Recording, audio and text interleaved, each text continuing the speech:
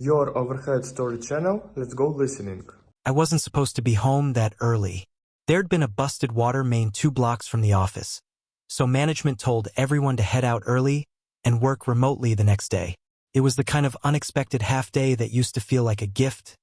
Time to recharge, grab a coffee, maybe take her out for a spontaneous dinner. That's what I was thinking as I drove home, wondering if she'd want sushi or that Mediterranean place she always raved about.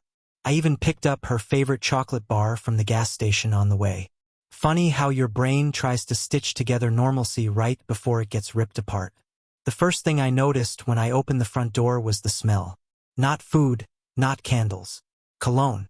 It clung to the air like smoke, subtle at first, then sharper with each step I took. Not mine that I knew. Mine lived in the medicine cabinet, nearly empty, barely used. This was deliberate. This was fresh. It had presence. The living room was clean, almost staged. Throw pillows arranged too neatly. A folded blanket draped with precision. Our place never looked like that unless we had people over. But there was no laughter, no music, no lingering chatter of guests who had just left. Only silence, and that scent, threading its way through the house like a warning. I stepped into the kitchen and froze. 2 wine glasses sat on the table. One half full, smeared with lipstick, her mauve shade. The other, nearly empty, bore heavy fingerprints, wide and deep, like someone had been gripping it tightly, maybe nervously, or possessively. Beside them, as if placed deliberately, was a gray sweater. Folded neatly. It wasn't mine. Too big in the shoulders. A designer logo stitched near the collar. I lifted it, almost hoping I was wrong, that there was some tag or reason to believe this had somehow belonged to someone else, anyone else. But it was unfamiliar. Expensive. It reeked of the same cologne that filled the room. I stood there staring at it like it might confess something. In the distance, I heard the sound of water cutting off. A few seconds later, the bathroom door creaked open, and steam drifted out like breath from a secret. She appeared, wrapped in a towel, her hair wet, a few beads of water still trailing down her collarbone. Her expression didn't match the moment. No surprise, no awkward hesitation. Just that warm, practiced smile. The same one she used when we'd run into old friends or her boss called unexpectedly. "Oh, hey," she said, like I'd just come home from any regular day. "You're back early." "I am," I replied, voice even. She walked past the table without acknowledging it, as if the wine glasses and the sweater didn't exist, or maybe didn't matter. She glanced over her shoulder toward the bathroom and back at me. "Tara and her brother stopped by. He's in town for the week." I didn't know they were coming until last minute. She spoke quickly, casually. Every word smooth, no hesitation. "They brought wine, hung out for a bit. I just finished showering after they left." I said nothing. My eyes moved from her face to the wine glasses, then back to her. She didn't flinch, just pulled the towel tighter around her chest like she was modest in front of me, like we hadn't been married for 5 years. I nodded, not because I believed her, but because I didn't trust myself to speak. If I opened my mouth, something would come out that couldn't be taken back. She turned and walked into the bedroom, her wet hair leaving small droplets along the floor. I could hear drawers opening, the rustle of fabric. Her tone from the other room was casual, like nothing had happened. "I told Tara I'd stop by her place tomorrow. You're good with dinner on your own, right?" I didn't answer. Instead, I sat down at the table, staring at the glasses. The one with the lipstick was hers, no doubt. The other, I could almost see him in my mind. Taller than me, probably. Confident enough to make himself at home. Enough presence to leave his scent in my space. I touched the stem of the glass, still faintly warm. He hadn't left that long ago. I looked around the room. Nothing else seemed out of place, and that's what unnerved me most. The calculated neatness, the lack of chaos. If I hadn't come home early, this would have all vanished. No glasses, no sweater, no trace, and yet here it was. I walked over to the laundry basket in the hallway, lifted the lid. Inside were her clothes from the day before. Jeans, a soft black sweater I hadn't seen her wear in a while, and beneath them, something silky and unfamiliar. New. In our bathroom, the mirror was still fogged. A second toothbrush sat in the cup. I blinked, stared at it, then shook my head. Had it always been there? No. I would have noticed. Or maybe I wouldn't have. Maybe I'd stopped noticing the details a long time ago. When she reappeared in the hallway, dressed now, hair pulled up, she moved with practiced ease. I figured I'd clean up the glasses later. Want to order Thai tonight? I nodded again. Slowly, like I was trying to convince myself I was still in control of something. She kissed my cheek, barely. Just enough contact to say, "We're fine," but not enough to actually believe it. Her phone buzzed in the other room, and she turned quickly to go check it. And I just stood there. The lies weren't loud. They weren't sloppy. They were quiet, clean, deliberate. This wasn't the first time. She had done this before. Rehearsed the smile, curated the tone, built the alibi, and I'd probably missed it every time. But not today. Today I saw it. I felt it. The crack beneath the polished excuse. The way her eyes didn't match her voice.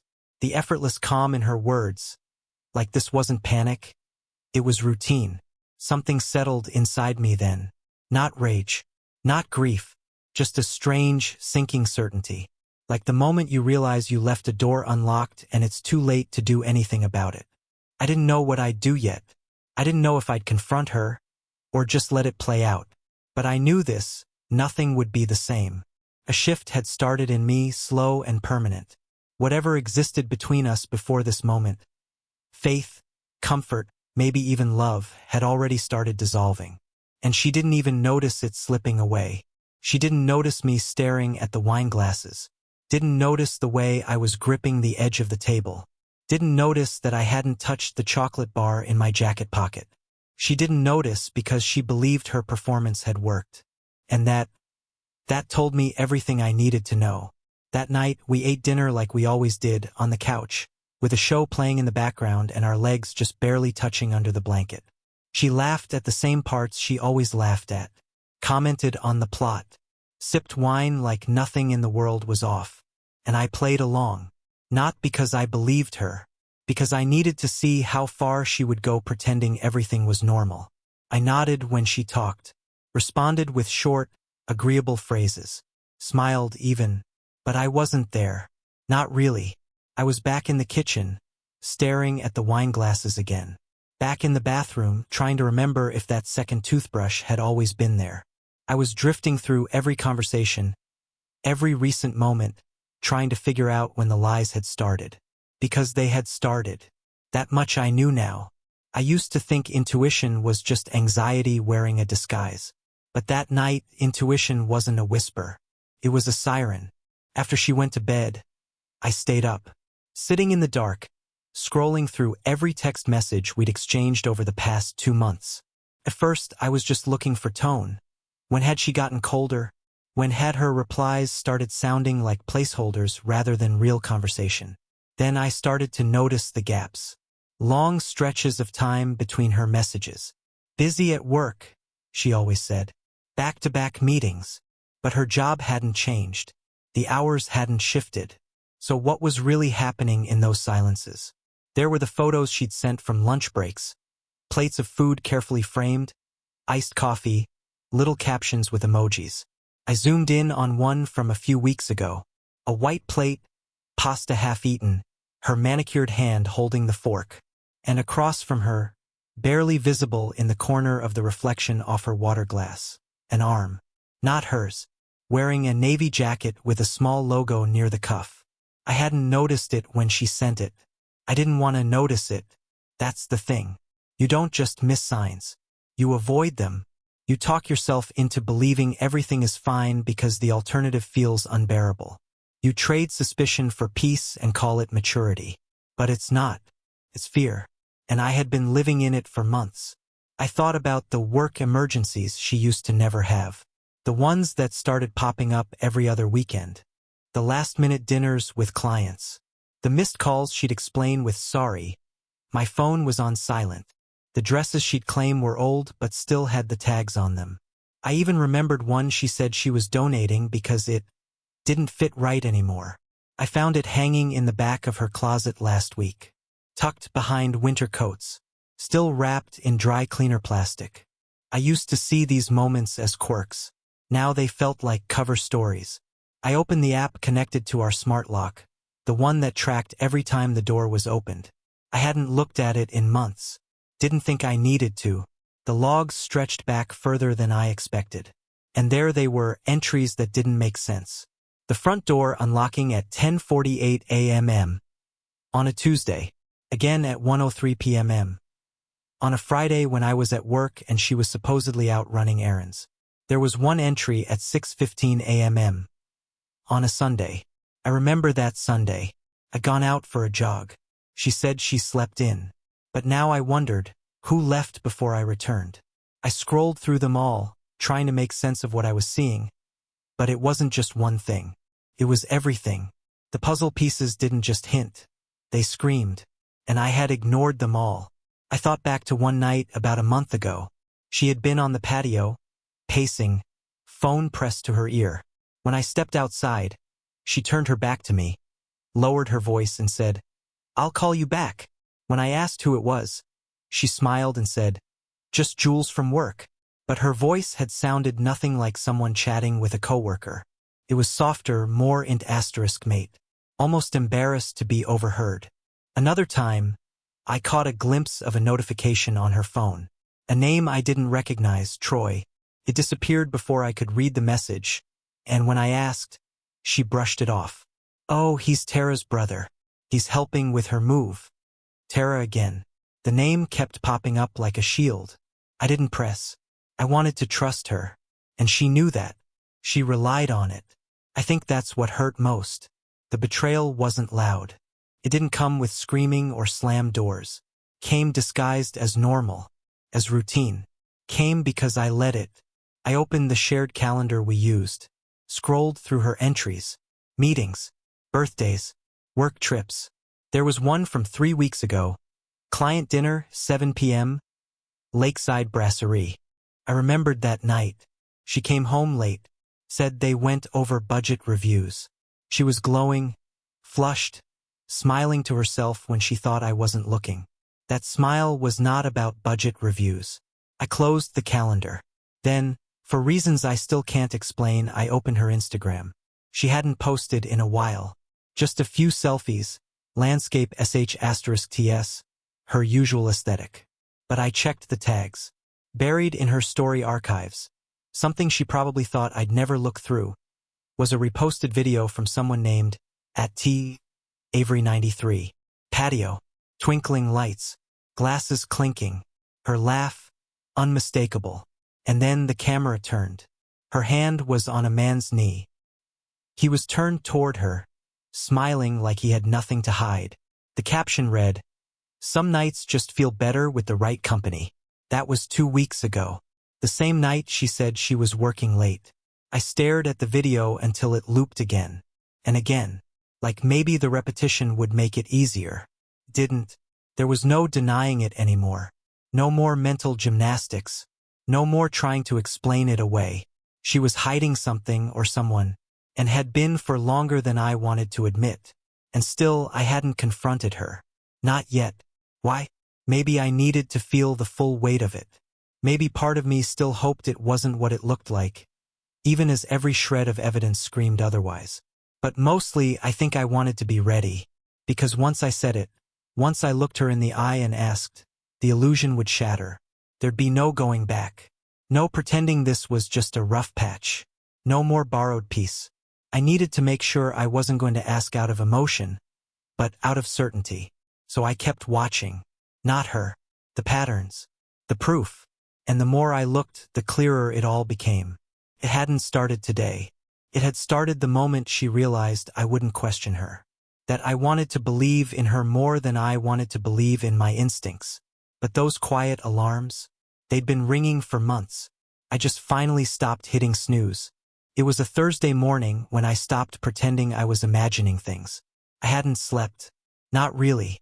I drifted in and out, my mind replaying the wine glasses, the sweater, the video from her friend's story on Instagram. Every time I closed my eyes, I saw her hand on his knee, that soft laugh I hadn't heard in weeks, at least not directed at me. I tried to push the image down to tell myself I needed more proof before I did anything. But proof had stopped being the issue. It wasn't about whether something happened. It was about admitting it already had. Still, something in me wanted confirmation that couldn't be explained away. No, you misunderstood. No, he's just a friend. No, I was just being nice. I got that confirmation the next day. It was around lunchtime when a friend of mine, more of an acquaintance really, sent me a message. Hey man, this is probably none of my business, but is everything okay with you and Jess? That's how it started. I asked why he was asking, heart already pounding. He sent me a *T from someone's Instagram story. A girl I vaguely remembered from a party months back. Part of her extended friend group, I think. The story had no caption. Just a boomerang clip of my wife clinking glasses with a man I didn't recognize. His hand rested lightly on her shoulder. She was wearing a wine-red dress. The same one she told me she had to wear to a gallery opening with her coworker Andrea. I watched the clip maybe 20 times. Then I found her story from that night. Just a black and white photo of a wine glass on a table. No people. No location. Just enough to suggest she was where she said she'd be. But the other video said otherwise. I looked up the restaurant's name, Lakeside Hearth. An upscale place 2 towns over. They didn't do gallery events there. They did date nights, engagement dinners, quiet, and *mate meals with overpriced cocktails and fireplaces in every corner. I texted her, calmly, "How's work?" She replied 5 minutes later, "Busy. Might be a late night." I stared at the text. The photo and video had been posted the night before. She'd already lied about it. Today was just more of the same. I didn't reply. Instead, I opened our shared photo album. She'd stopped contributing months ago, but I hadn't noticed until now. The last picture she added was from a weekend hike we took back in March. After that, nothing. And yet her camera roll was full. I'd seen her snapping pictures constantly, at lunch, while walking the dog, even selfies in the mirror. Where were those going? I needed answers. I pulled up her Instagram again and looked at the girl who posted the story. I didn't follow her, but her profile wasn't private. I scrolled through, not expecting to find much, until I hit a post from earlier that week. A group photo at a lakefront bar. People smiling, leaning into each other. In the back corner, half-shadowed, was my wife, sitting next to the same man from the video. This time, their hands were linked under the table. You could just barely see it beneath the tablecloth if you looked close enough. Which, of course, I did. Still, I didn't confront her.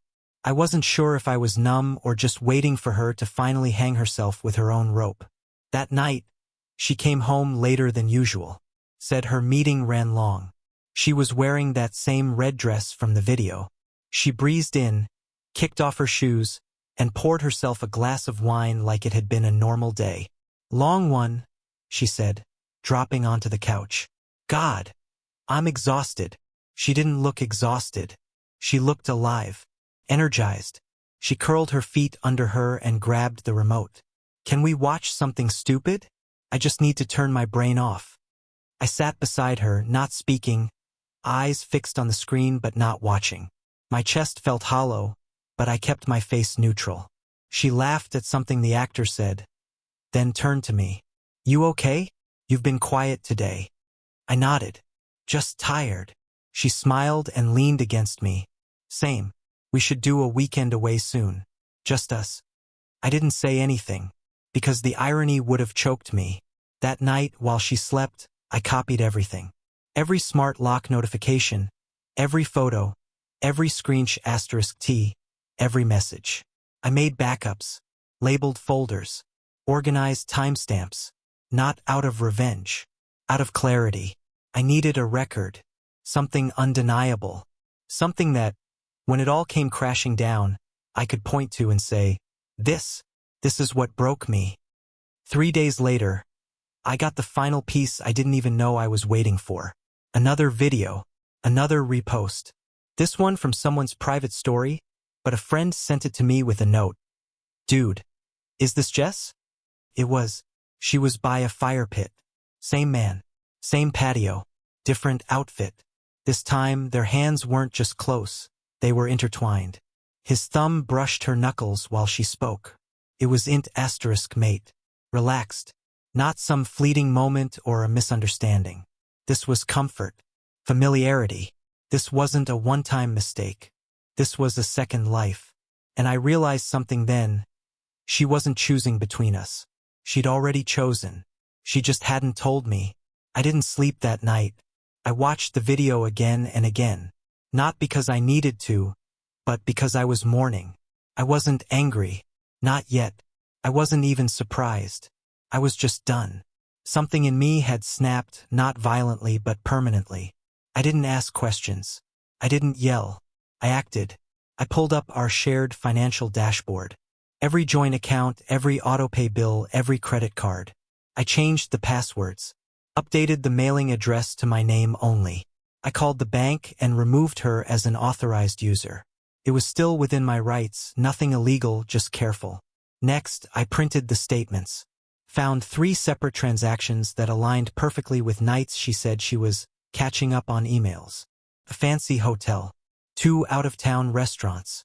1 Lyft ride that started from the address of the lakeside bar and ended at a residential apartment across town. I didn't want revenge. I wanted freedom. But first, I needed to build the exit ramp. The next morning, she made coffee like usual. Kissed my cheek like usual. But something about her touch felt distant. Mechanical. She had no idea I knew. That was the moment I knew I'd already let go. Her betrayal wasn't about S*X, or lies, or even the man. It was about disregard. The quiet dismantling of trust. The stories she told not just to cover her tracks, but to test how much I'd let her get away with. And I had let her. For too long. But not anymore. The evidence wasn't subtle. It wasn't even hidden. It was just dressed in comfort. In routine. In trust one kept offering because I didn't want to believe she was the kind of person who could look me in the eye, kiss my cheek, and then go fall into someone else's bed. But she was. And now I was done pretending otherwise. The next morning started like any other.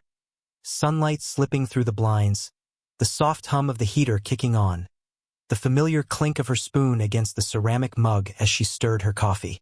But everything had changed. She moved through the house like nothing had happened. She smiled at me, casually touched my shoulder when passing behind me in the kitchen. She asked about my plans for the day, already dressed for hers in a pressed blouse I hadn't seen before, her makeup just a little more polished than usual. She didn't know I'd already decided to end this. She didn't know I'd spent the night sorting through every email thread, transaction, smart lock log, and GPS ping, documenting them, organizing them by date and cross-referencing them with the lies she told me. She didn't know that sometime between 2 and 4 a.m. I stopped being the version of myself she thought would never leave. I was done asking questions. Done chasing answers she had no intention of giving me. I didn't need an apology wrapped in tears or an explanation dressed up like regret. I needed action. So I gave myself what she never would. The truth. And then I got to work. The first thing I did was meet with a lawyer. His name was Peter. Calm, direct, no fluff. I handed him the file I'd built, **TS, receipts, timestamps. His brow lifted slightly as he flipped through the pages. "This is thorough," he said. I nodded. I wanted to make sure there were no questions. He leaned back in his chair and steepled his fingers. "You'll have leverage. Infidelity isn't always the legal wrecking ball people think it is, but with this much evidence and no kids involved, you'll be in a strong position. You want to move quickly?" "Immediately," I said. "I want it clean, quiet, controlled. No drama. She doesn't get to turn this into a redemption arc." He nodded, already scribbling notes. From there, everything moved fast. Joint bank accounts were separated. Credit cards were flagged and reissued. I froze our shared credit line and moved my paycheck to a personal account she never had access to. I rerouted every bill, changed passwords on everything from the electric company to our streaming services. I didn't tell her. Not yet. Because part of me needed to see what she'd do when she realized the floor had shifted under her feet. The house? I had bought it before we got married. She never added her name to the deed. A detail I'd almost forgotten, but one that mattered now. With a quick update through the county registrar, I reaffirmed sole ownership. Insurance? Dated. Emergency contacts? Changed. Her name gone. I even made sure to remove her as my beneficiary on every policy and investment account. She might have checked out emotionally, but she didn't get to benefit from me legally. It was both empowering and quietly devastating, untying a life I had once bound so tightly to hers. But the more I did it, the lighter I felt. Every form signed, every password changed. It was like cutting a thread in a net I didn't know I'd been tangled in. By the end of the third day, the only thing left was the confrontation. I didn't plan it with dramatic intent. I wasn't looking for a moment that would play well in a movie or sting in a diary entry. I just wanted closure. Sharp, clean, undeniable. She walked through the door that evening with takeout. Thai from the place we used to love. She set it on the counter and smiled. Pulling out containers like this was just a Tuesday night. Like we were still us. Felt like curry, she said. And you looked tired this morning.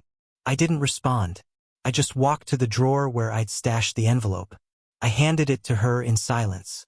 She blinked, caught off guard by the weight of it. What's this? Everything, I said. She opened it slowly. The top sheet was a formal cover letter from Peter. The second, a copy of the divorce petition. The rest, evidence, receipts, screensh asterisk ts, dates. Her hand trembled as she flipped through them. She didn't look at me for a long time. When she finally did, her face had changed. No more polite smiles. No more carefully balanced excuses. Just the wide-eyed realization that her secret life had finally met the light. I can explain, she started. No, I cut in. You rehearsed explanations. You counted on me not asking. You thought I'd keep making room for your confusion. But I'm done. I didn't mean for it to go this far. I laughed. Quiet, bitter. You didn't mean for it to get caught. She sat down slowly at the table, the papers still in her hands. This doesn't have to be how we end. But it is, I said. You chose distance, secrets, and silence. You wanted time to think, to feel, to chase something else. You never once paused to ask if I wanted to be part of that process. You didn't see me as a partner. You saw me as a backup plan. Her face crumpled. The tears came then, not explosive but slow, shaky. I don't want to lose you. You already did, I said. I pulled out another envelope, one she hadn't noticed. Inside were updated account summaries, asset breakdowns, the new lease for a short-term rental I'd signed 2 days ago. I'd be leaving the house to her temporarily, not because she deserved it, but because I no longer wanted to live among ghosts. You're moving out? She asked, voice cracking. For now, I replied. I'm not waiting around for you to make a decision that should have been mine to begin with. You chose him, maybe not out loud, maybe not permanently, but you chose him when you lied, when you touched him like he mattered, when you let him see parts of you that were supposed to be mine. She didn't speak, and I didn't need her to. I stood. I'll be gone by tomorrow. Peter will follow up with next steps. You can contest, but you won't win. I've already let go emotionally. This is just the paperwork. She sat frozen as I left the room. Upstairs, I packed quietly. I didn't take everything, just enough. The framed picture from our last anniversary, I left it behind. The ring, that too. When I came back down with my bag slung over my shoulder, she was still sitting there, staring at the papers like they might rearrange themselves into something softer. They wouldn't. At the door, I paused. She looked up, eyes rimmed with red. You're really doing this? She whispered. I already did, I said, and I walked out. No slamming door, no final scream, just the quiet end of something that should have ended long ago. She came back on a Sunday, 3 days after I left the house. Our house, technically, though it didn't feel like mine anymore. I had only taken the essentials. Clothes, toiletries, my laptop, a few books, and one photo I couldn't let go of yet. The rest I left untouched. I didn't want to pack memories. I wanted air. I was staying in a short-term rental near the edge of town. Small, quiet, clean. No history in the walls. The silence here wasn't haunted, it was healing. The morning she returned, I knew it before she knocked. I had a notification from the smart lock. Front door opened at 10:14 a.m. I had revoked her app access, but she still had the physical key. I hadn't changed the locks. Not yet. Part of me wanted to give her the moment of walking in and realizing I was gone. No toothbrush, no coat on the rack, no hum of my electric razor in the bathroom. And apparently she did. Because at 10:26 a.m., I got the knock. I didn't answer right away. I made her wait. Not out of cruelty. Out of clarity.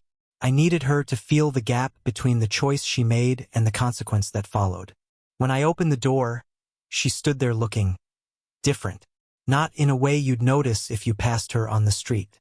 She wore the same jeans, the same hoodie she used to steal from my side of the closet. Her hair was pulled back, makeup light, if any. But it was her energy. It was gone. She looked like someone who had wandered too far into a story she couldn't finish writing. "Hi," she said, voice barely above a whisper. I nodded. "Hi." She shifted her weight, holding her phone in one hand, her charger dangling from it like a tail.